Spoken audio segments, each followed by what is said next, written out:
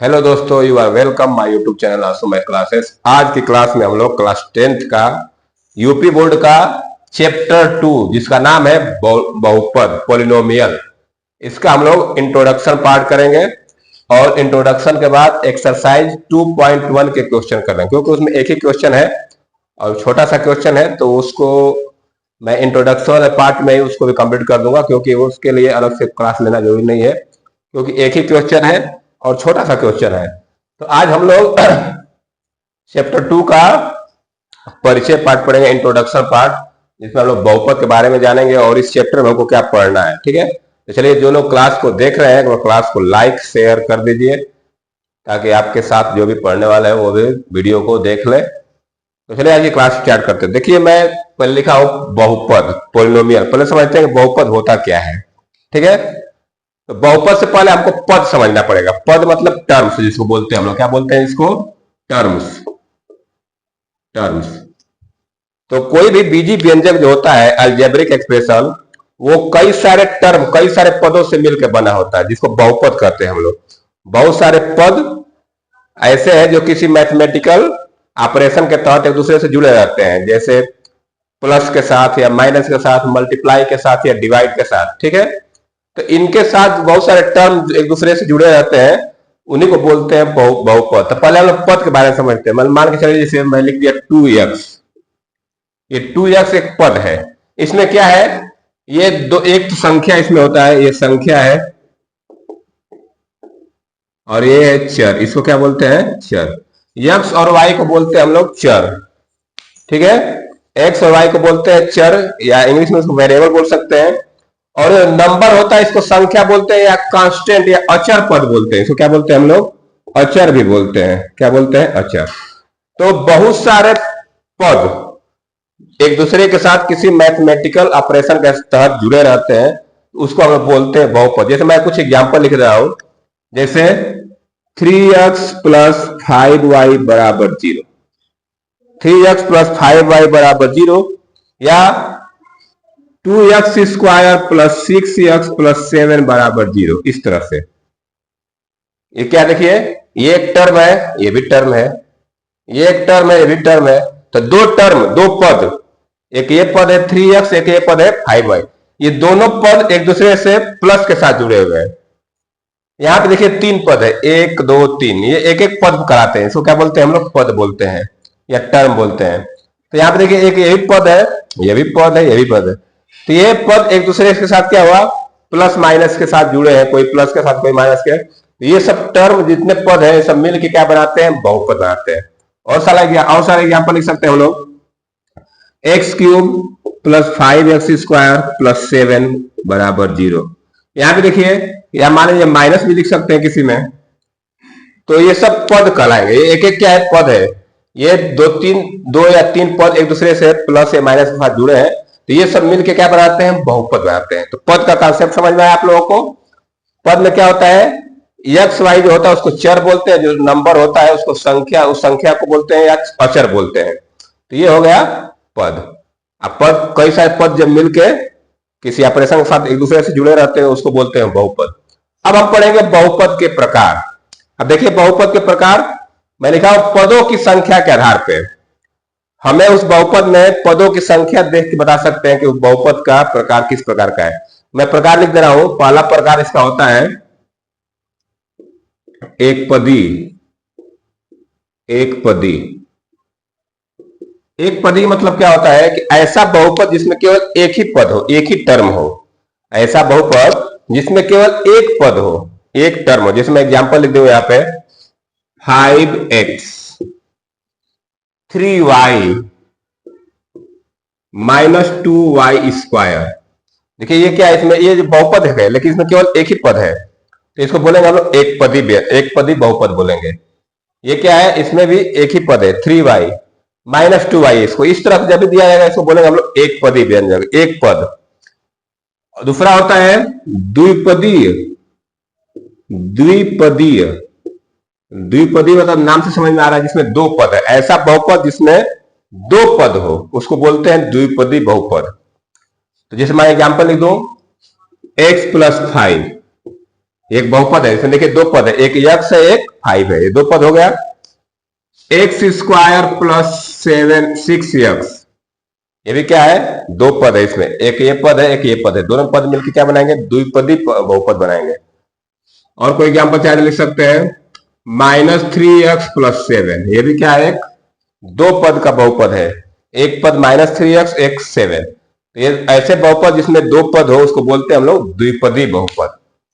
एक और होता है त्रिपदीय, त्रिपदीय नाम से हम लोग बता सकते हैं जिसमें तीन पद हो, त्रिपदी मतलब ऐसा बहुपद जिसमें तीन पद हो, तो उसको बोलते हैं हम लोग त्रिपदी बहुपद। एग्जाम्पल में लिख देता हूं, x² + 5x + 6 या x² + 2x + 3, ये मैं लिख दिया। देखिए इसमें तीन पद है, 1 2 3, तो इसको बोलेंगे त्रिपदीय। इधर तीन पद है, 1 2 3, तो इनको बोलेंगे त्रिपदी। अब एक चीज ध्यान दीजिए, एक पद वाले को तो एक पदी बोलते हैं, दो पद वाले को द्विपदी, तीन पद वाले को त्रिपदी। अब तीन से ज्यादा पद रहे, तीन से ज्यादा पद रहे, 4 रहे 5 रहे 6 रहे, अब तीन से ज्यादा पद वाले जितने बहुपद हो उसको बोल देते हैं हम लोग बहुपद बोल देते हैं, सीधे क्या बोलते हैं उनको, बहुपद। तो तीन पदों तक का तो नाम दे दिया कि एक पद वाले को एक पदी, दो पद वाले को द्विपदी, तीन पद वाले को त्रिपदी। अब तीन से ज्यादा जब पद हो जाए किसी में व्यंजक में तो उसको बोलेंगे हम लोग बहुपद। तो ये हमारा बहुपद का टाइप हो गया पदों की संख्या के आधार पे, ठीक है। और ये आप पद समझ लीजिए और यहाँ पे बहुपद के प्रकार देख लिए। अब मैं आगे चल रहा हूं, कुछ और टॉपिक है जिसको मैं लिख रहा हूं, आप उसको आपको समझा दे रहा हूं। अब हम अगला टॉपिक मैं लिखने जा रहा हूं, तब तो मैं इसको इरेज करूं। अब चाहे तो इसको राइट डाउन कर सकते हैं, नोट भी कर सकते हैं, तो मैं इसको इरेज करने जा रहा हूं। अब आगे कुछ और टाइप है, कुछ बहुपद के और प्रकार पढ़ना है हमको, तो इससे पहले देखते हैं, इरेज करता हूं, देखता हूं और क्या इसमें लिखता हूं मैं। अब देखिए हमारा नेक्स्ट इसमें पॉइंट है बहुपद की घात। तो मैं देखिए बहुपद की घात का डिफिनीशन लिख रखा हूं, परिभाषा, चर की सबसे बड़ी घात को बहुपद की घात कहते हैं। घात मतलब पावर, यक्स पे कितना पावर लगा है, या जो भी है वेरिएबल एक्स हो या वाई हो, जो भी चर हो, उस पे मैक्सिमम हाईएस्ट अधिकतम कितना घात लिखा है। जैसे देखिए यहाँ पे लिखा है कि चर की सबसे बड़ी घात को बहुपद की घात कहा जाता है, जिसको हम लोग क्या बोलते हैं, पावर या डिग्री बोलते हैं, डिग्री ऑफ पॉलिनोमियल ना, डिग्री बोलते हैं जिसको हम लोग, ये पावर जो लगा रहता है, पावर जिस मान जैसे यहाँ पे देखिए मैं एग्जाम्पल लिख रखा हूं, x² + 5x + 6। तो पहले समझते हैं कि इसमें चर क्या है, चर क्या है, इसमें यक्स है। अब यक्स पे देखिए, यक्स पे सबसे बड़ी घात क्या है, यहाँ पे यक्स पे दो घात है और यहाँ पे यक्स पे एक घात है, जो कुछ नहीं लिखा है तो क्या मानेंगे उसको, एक घात। तो ये दोनों में यहाँ पे दो घात है, यहाँ पे एक घात है, तो बड़ी घात क्या है इसमें, दो है, बड़ी घात क्या है, दो। तो इस बहुपद का घात क्या हो जाएगा, इसका घात क्या हो जाएगा, इसका घात हो जाएगा दो, क्योंकि चर का जो अधिकतम घात है वो क्या है, दो है। तो जो अधिकतम घात होता है वही बहुपद की घात कहलाती है। तो ये हो गया, इस बहुपद का घात क्या हो गया, दो। अब यहां पे देखिए एक मैं लिखा हूं 5x + 7, 5x + 7। तो 5x + 7 में देखिए चर क्या है, चर क्या है, यहाँ पे x है। अब x की देखिए, x पे पावर कितना है, कुछ नहीं लिखा है, तो पावर 1 माना जाता है, क्या माना जाता है, 1। तो यहाँ पे इसकी घात क्या हो जाएगी, 1 हो जाएगी, इसकी घात क्या हो जाएगी, 1 हो जाएगी, ठीक है। अब एक और एग्जांपल में लिख रखा हूं, 3x³ + 4x² + 7x + 8, ये एक बहुपद में लिखा हूं। इसमें बताना है कि इसकी घात क्या होगी। तो घात इसका क्या हो जाएगा, देखिए पहले तो हम समझते हैं कि इसमें चर क्या है, वेरिएबल क्या है, वेरिएबल यक्स है।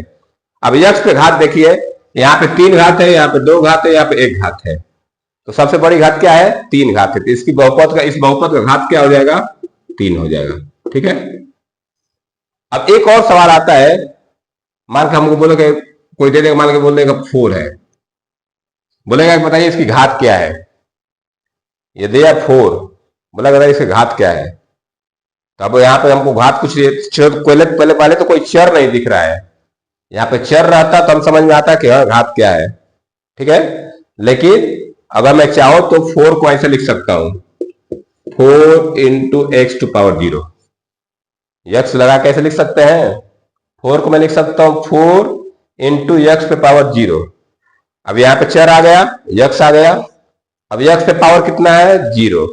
तो जब भी इस तरह का नंबर मिल जाए और उसकी घात पूछ दे हमको, 4 का, 5 का, 10 का, -6 का, -2 का, अब ऐसे घात पूछ जाए तो घात इसका क्या बताएंगे हम लोग?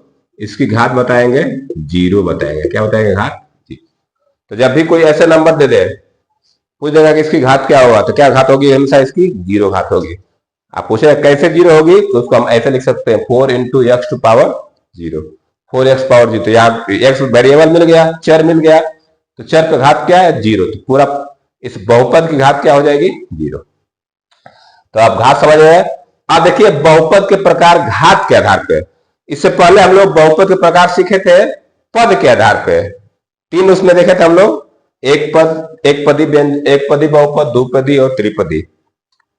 अब यहाँ पे घात के आधार पर बहुपद को बांटा गया है। देखिए पहला इसमें होता है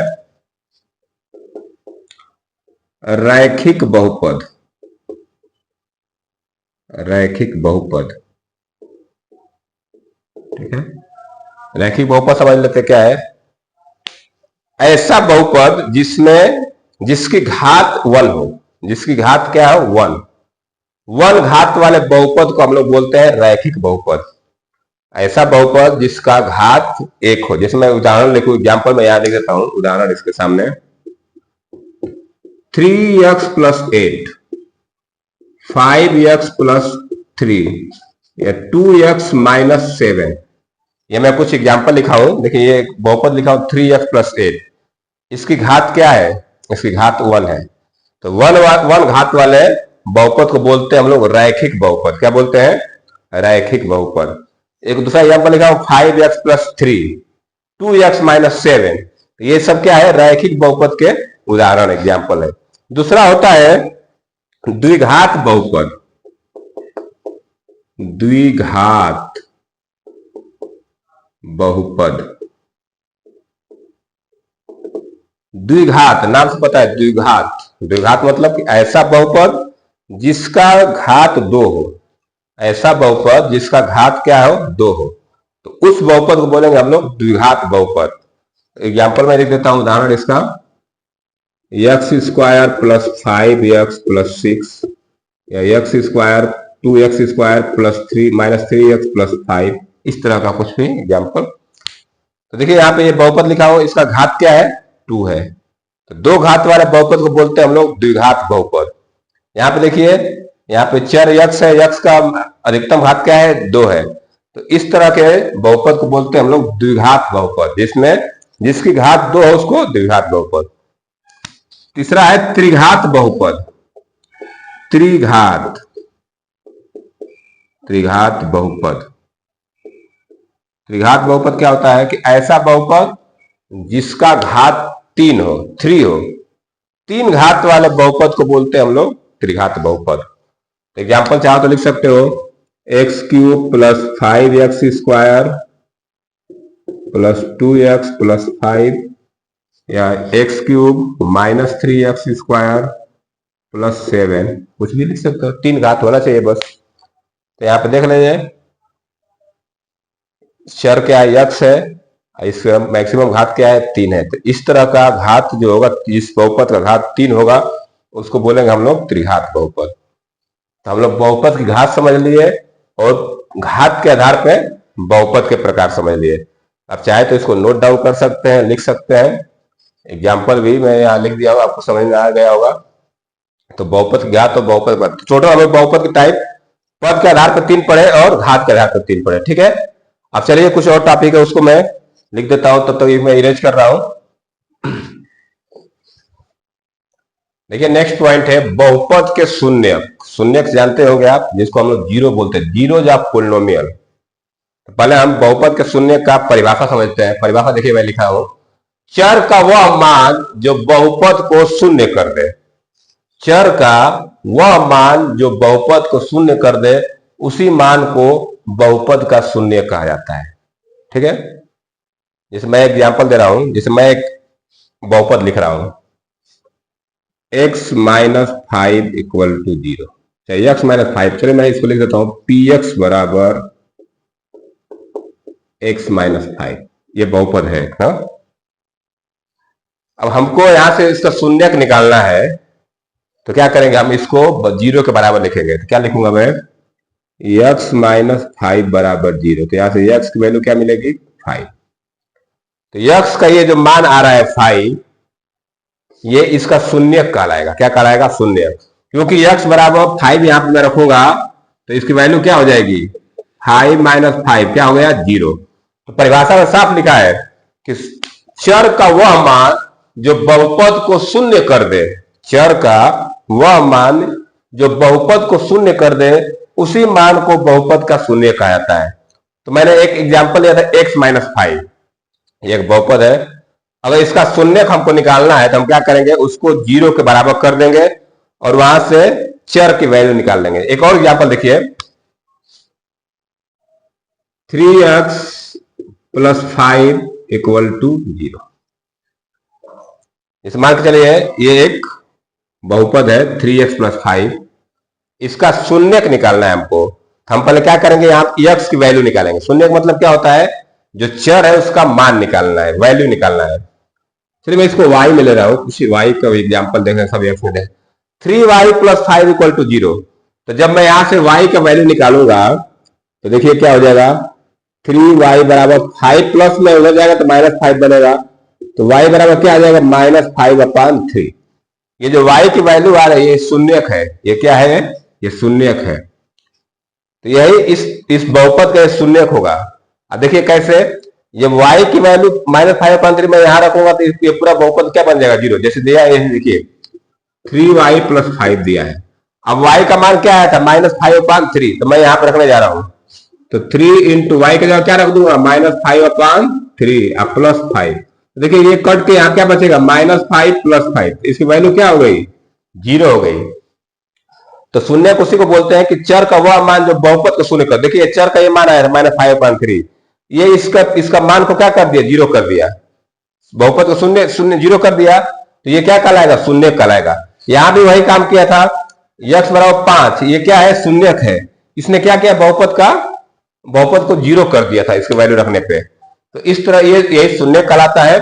अब एक चीज ध्यान दीजिए, जैसे मान के चलिए यहां पे बहुपद की घात थी 1, x माइनस 5 था, बहुपद की घात कितनी थी, 1। तो कितना शून्यक मिला, 1 मिला। यहां पे देखिए यहां भी बहुपद की घात 1 थी तो शून्य कितना मिला, 1। तो यहां से हमको यह समझ में आता है कि बहुपद की घात बराबर शून्यकों की संख्या। जितना बहुपद की घात होगी उतना शून्यकों की संख्या होगी। जैसे मैं एक एग्जांपल दे रहा हूं अभी आपको, एक 2 घात का एग्जांपल दे रहा हूं, x² माइनस 4 इक्वल टू 0। ये एक बहुपद है x² माइनस 4। अब मैं इसका शून्य निकालने जा रहा हूं, तो चलिए मान ये बहुपद है x² माइनस 4, मैं इसका शून्य निकालने जा रहा हूं तो क्या करूंगा, बराबर 0 कर दूंगा। अब यहां से मैं x की वैल्यू निकालूंगा, तो x² बराबर, ये माइनस 4 चला जाएगा तो प्लस 4 हो जाएगा। x बराबर स्क्वायर यहां से हटाएंगे तो अंडर रूट में 4 चला जाएगा। तो यहां से आपको x की वैल्यू क्या मिलेगी, प्लस माइनस 2 मिलेगा। क्या मिलेगा, प्लस माइनस 2। कहने मतलब क्या है, x की 2 वैल्यू मिल गई, एक प्लस 2 मिला, एक माइनस 2 मिला। तो ये 2 पावर का बहुपद था, 2 घात का बहुपद था, तो इसके शून्य कितने मिले, 2 मिले। यहाँ ये 1 घात का बहुपद था तो इसका शून्य कितना मिला था, 1। अगर 3 घात का बहुपद है तो उसके शून्य कितने होंगे, 3 होंगे। तो यहाँ पे बहुपद की घात जितनी होती है उतना शून्यकों की संख्या हो जाती है। तो हम शून्य निकालना सीख लिए, कैसे शून्य निकालते हैं, उसको 0 के बराबर करके और चर की वैल्यू निकाल देते हैं। तो 1 घात का अगर बहुपद रहेगा तो उसका 1 शून्यक होगा, 2 घात का बहुपद होगा तो 2 शून्यक होगा, 3 घात का बहुपद होगा तो 3 होगा, 4 घात का है तो 4 होगा। जितनी घात का बहुपद उतने उसके शून्यक होंगे, ये चीज याद कर लीजिए। तो ये हम लोग बहुपद के शून्य के बारे में सीख लिए। अब हम एक चीज और सीखेंगे, तब मैं इसको इरेज कर रहा हूं।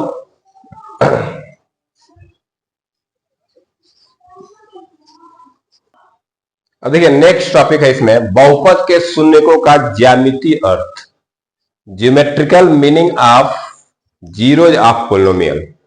ज्यामितीय अर्थ क्या होता है बहुपद के शून्यकों का। देखिए हम एक्सिस जानते हैं, पढ़े अक्ष पढ़े, ये एक्स, ये जैसे माने ये ग्राफ है, ये एक्स, ये एक्स डैश, ये वाई और ये वाई डैश, ठीक है ना। यहाँ पे कुछ फिगर बना रखा हो, आप देख लीजिए थोड़ा सा ध्यान से इसको। यहाँ पे मैं आप लोग ग्राफ पढ़े होंगे, तो ग्राफ में लिखा हूं। याद दिया उदाहरण में बहुपद के शून्य px के लिए ज्ञात करो। बहुपद के शून्य px के लिए ज्ञात करो। px मतलब क्या है? कोई px में बहुपद होगा, उसके शून्यकों की संख्या ज्ञात करना है। क्या ज्ञात करना है? शून्यकों की संख्या। अब देखिए, जब भी ग्राफ दिया रहे तो ये जो एक्सिस होती है, ये एक्स एक्सिस बोलते हैं इसको, इसको वाई एक्सिस बोलते हैं। इसको एक्स अक्ष और वाई अक्ष, ये एक्स अक्ष और ये वाई अक्ष।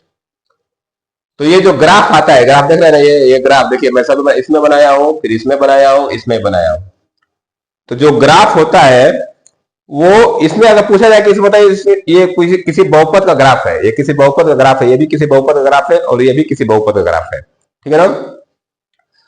तो हमसे पूछा जाए कि बताइए इसके शून्यकों की संख्या कितनी होगी। ये जो ग्राफ है, इसके शून्यकों की संख्या क्या होगी, इस ग्राफ के शून्यकों की संख्या क्या होगी, और इस ग्राफ के शून्यकों की संख्या क्या होगी। तो हमको सीधा सीधा समझना है कि जो ग्राफ एक्स अक्ष को जितने पॉइंट पे टच करे या कट करे, उतने शून्यक होते हैं।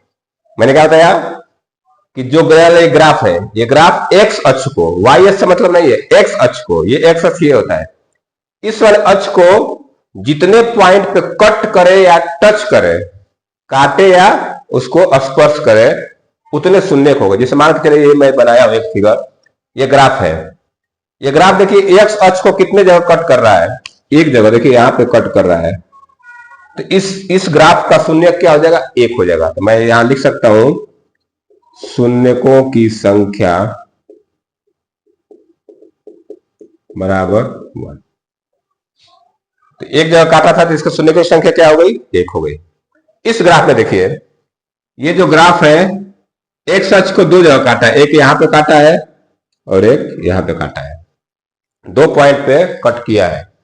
तो इस वाले ग्राफ का शून्यकों की संख्या क्या हो जाएगी? 2। जितने जगह कट करे या टच करे, तो यहां पे शून्यकों की संख्या क्या हो जाएगी?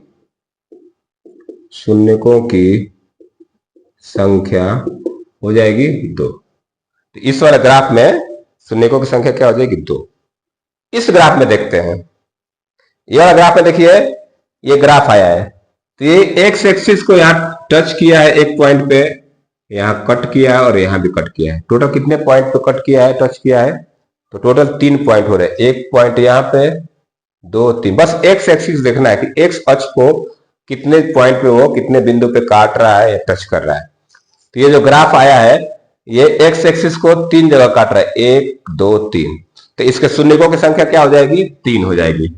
इस वाले ग्राफ में शून्यकों की संख्या क्या हो जाएगी?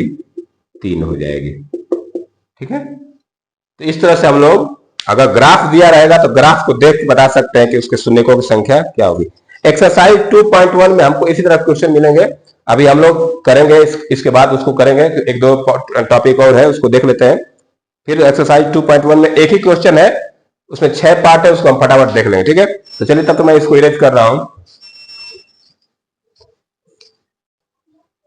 देखिए, नेक्स्ट टॉपिक हमारा है बहुपद के शून्यकों और चर में संबंध।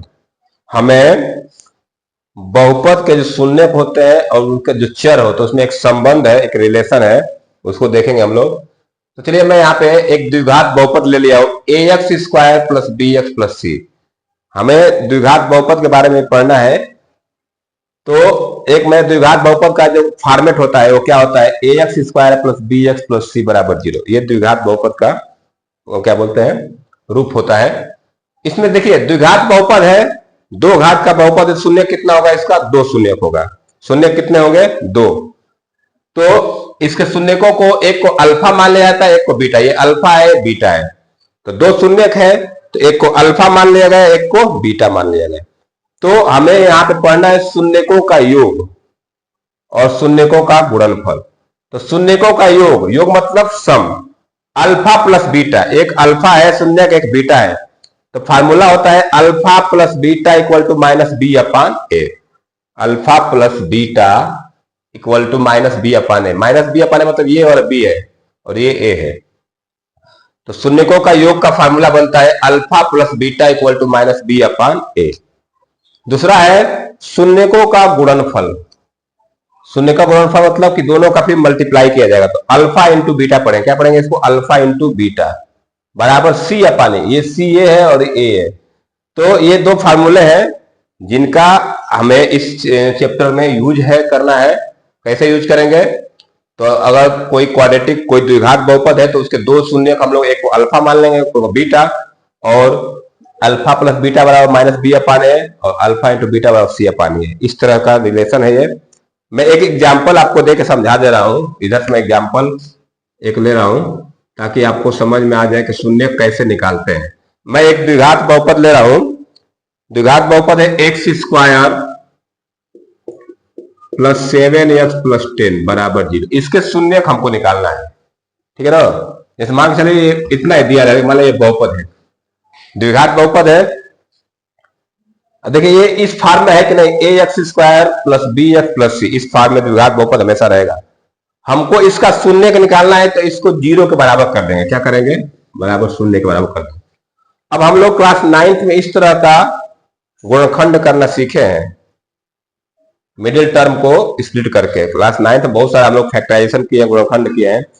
तो देखिए कैसे गुणनखंड करते हैं, इस यहाँ पे 1 है और यहाँ 10, 1 और 10 का मल्टीप्लाई करते हैं, 1 10 जा 10, 10 का ऐसा फैक्टर बताइए जिसको जोड़ने पर 7 आए। हम जानते हैं 10 का फैक्टर क्या होता है, 10 का लिख सकते हैं 5 इंटू 2। अब 5 और 2 जोड़ेंगे तो कितना आएगा, 7 आ जाएगा। तो हम ये वाला फैक्टर यूज कर सकते हैं, क्या लिखेंगे इसको, x square plus 5 plus 2x plus 10 equal to 0। Middle term को क्या कर रहे हैं, दो भाग में बांट रहे हैं, स्प्लिट कर रहे हैं मिडिल टर्म को। अब फिर क्या करते हैं, इस x का अंदर मल्टीप्लाई करते हैं, तो क्या बनेगा, ये x square plus 5x plus 2x plus 10 बराबर 0। अब ब्रैकेट सॉल्व कर, ब्रैकेट हटा देते हैं, बाहर प्लस है तो साइन सेम रहेगा, x square plus 5x plus 2x plus 10 बराबर। अब फिर क्या करते हैं हम लोग कि दो में कॉमन लेते हैं, इन दोनों में क्या कॉमन है, x कॉमन है, तो यहां से जब x कॉमन होगा तो आएगा x प्लस 5, और इन दोनों में क्या कॉमन है, 2 कॉमन है, तो यहां से भी आएगा x प्लस 5। ये दोनों ब्रैकेट में सेम नंबर आना चाहिए, ठीक है। तो अब क्या हो जाएगा, एक ब्रैकेट में इसको लिख लेते हैं, तो x प्लस 2 लिख लेंगे, और एक ब्रैकेट में x प्लस 5 लिख लेंगे बराबर 0, ठीक है।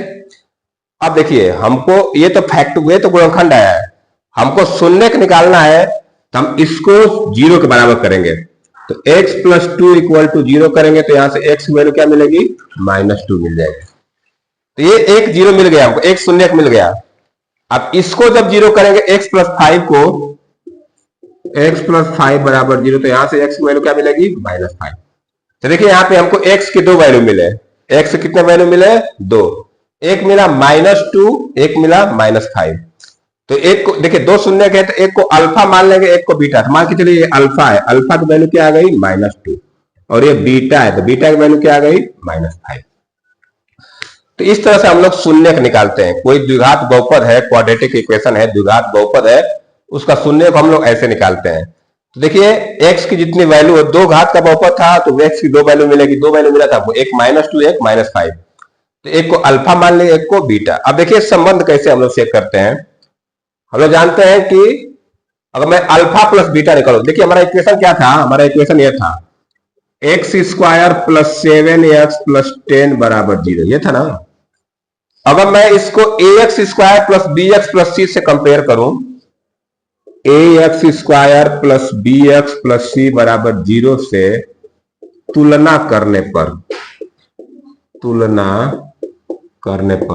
जब तुलना करेंगे हम लोग, देखिए सिर्फ a बराबर 1 आ जाएगा, या ax स्क्वायर का x स्क्वायर करते आप समझिए 1 है, तो a की वैल्यू क्या मिलेगी, 1 मिलेगी, b की वैल्यू क्या मिलेगी, 7 मिलेगी, और c की वैल्यू क्या मिलेगी, 10 मिलेगी।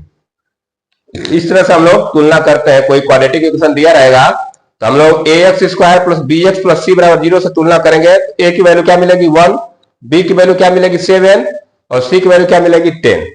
तो हमको a b c की वैल्यू मिल गई। अब देखिए संबंध कैसे निकालते हैं, तो हम लोग पहले देखेंगे शून्यकों का योग, शून्यकों का योग निकालते हैं, शून्यकों का योग,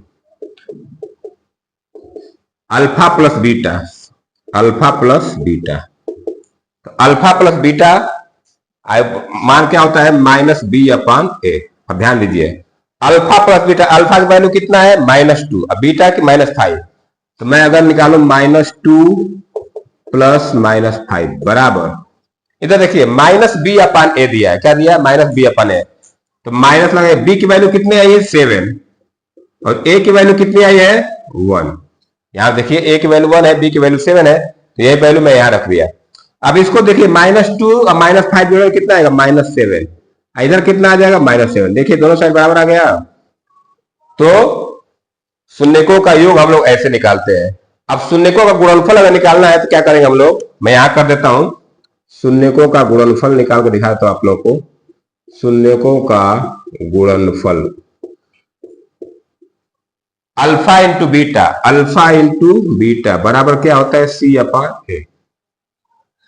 अल्फा की वैल्यू क्या है -2, तो -2 में मल्टीप्लाई करूं मैं -5 का, इधर देखिए c बराबर क्या है 10 और a की वैल्यू क्या है 1, इनका जब मल्टीप्लाई करेंगे तो आएगा 10, कितना आ जाएगा 10, इधर भी क्या आएगा 10, देखिए दोनों सेम आ गया। तो इस तरह से हम लोग शून्यकों का योग और शून्यकों का गुणनफल निकालते हैं, और ये संबंध होता है alpha plus beta equal to -b/a, शून्य का गुणनफल होता है अल्फा इंटू बीटा बराबर c/a। ठीक है, अब एक चीज और ध्यान दीजिए,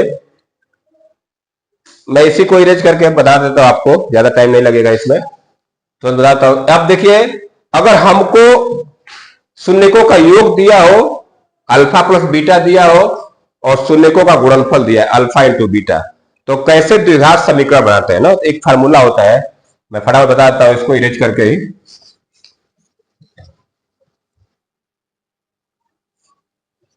जिसको हम लोग बोलते हैं द्विघात समीकरण बनाना। ठीक है, इसलिए देखिए कैसे द्विघात समीकरण बनाते हैं।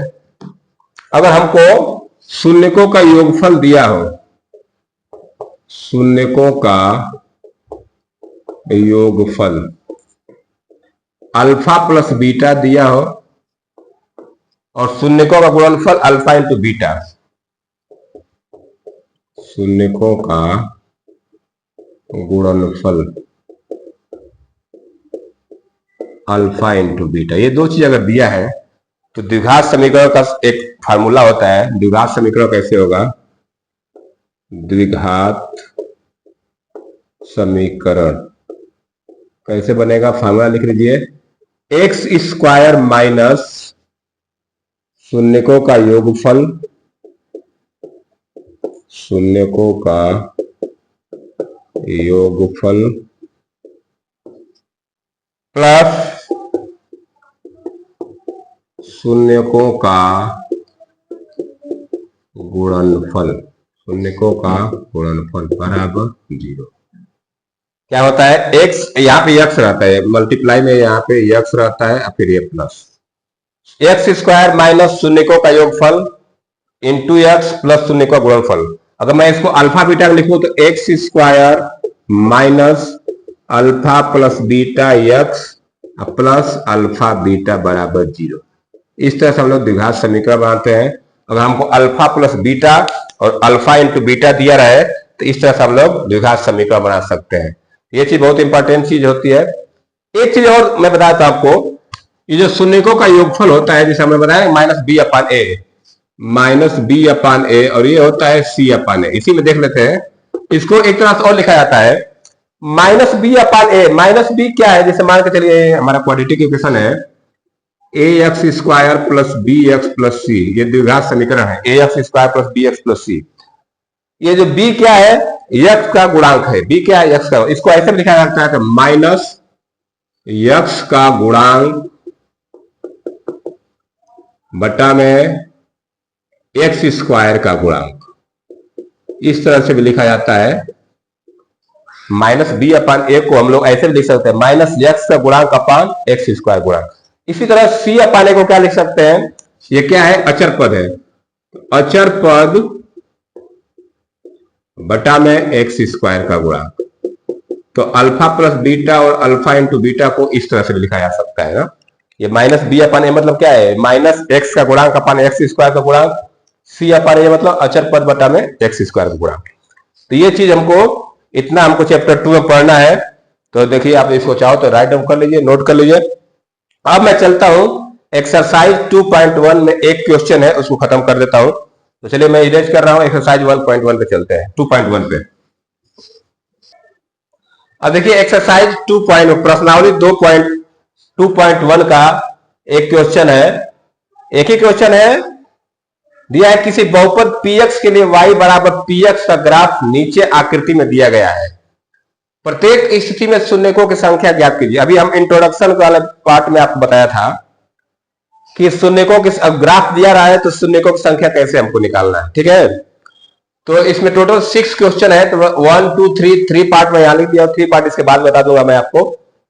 तो चलिए पहले में देखते हैं कि इसमें शून्यकों की संख्या क्या है। ये ग्राफ है, किसी बहुपद का ग्राफ है। तो मैंने क्या बताया था कि जो ग्राफ एक्स एक्सिस को जितने पॉइंट पे कट करेगा या टच करेगा उतने उसके शून्यक होंगे। तो यहाँ पे देखिए ये ग्राफ है, ग्राफ है यहाँ पे, ये एक्स एक्सिस ये है, इसको कहीं टच और कट कहीं नहीं कर रहा है। ये वाई एक्सिस को टच कर रहा है, कट कर रहा है। तो इसके हमको एक्स एक्सिस को देखना है कि एक्स एक्सिस को कट करना चाहिए, वो वाई एक्सिस मतलब नहीं है। तो ये वाला ग्राफ एक्स एक्सिस को कहीं कट नहीं कर रहा है, वाई को कट कर रहा है लेकिन वाई से मतलब नहीं है। हमको देखना है कि एक्स एक्सिस को कट कर रहा है कि नहीं। यहाँ पे एक्स एक्सिस को कट नहीं कर रहा है, टच भी कर रहा है। तो इसका शून्यकों की संख्या क्या हो जाएगी, 0 हो जाएगी। इसमें शून्यकों की संख्या क्या हो जाएगी, शून्यकों की संख्या क्या हो जाएगी, 0। सेकेंड वाला ग्राफ में देखते हैं। इसमें देखिए ये ग्राफ है, ये तो एक्सिस है, एक्स एक्सिस है, वाई एक्सिस। ग्राफ ऐसे जा रहा है, ऐसे जाके यहाँ पे एक पॉइंट पे एक्स एक्सिस को कट कर दे रहा है, एक पॉइंट पे एक्सिस कट कर जाए। तो यहाँ पे शून्यकों की संख्या क्या हो जाएगी, 1 हो जाएगी। तो चलिए मैं लिख देता हूं, शून्यकों की संख्या कितनी हो जाएगी, 1 हो जाएगी।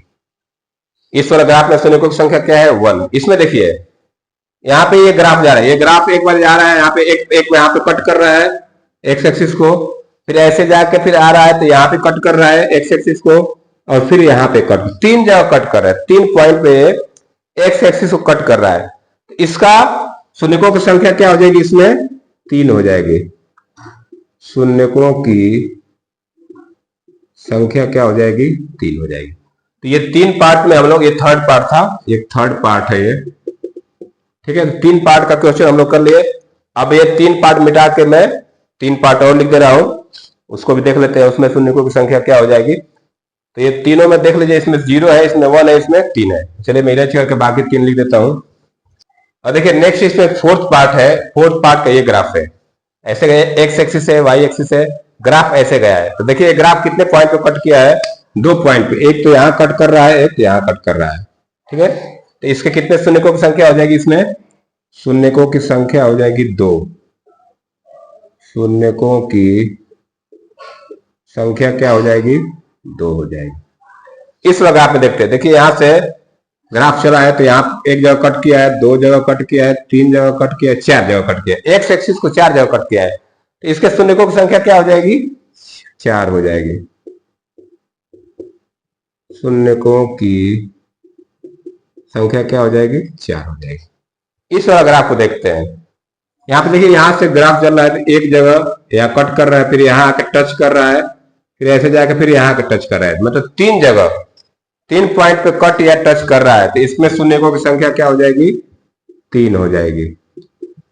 तो शून्यकों की संख्या क्या हो जाएगी, इसमें 3। तो इस तरह से प्रश्नावली 2.1 का जितना क्वेश्चन था, एक ही क्वेश्चन था, उसमें 6 पार्ट थे, 6 पार्ट को हम लोग अलग अलग शून्यकों की संख्या निकाल लिए, ठीक है।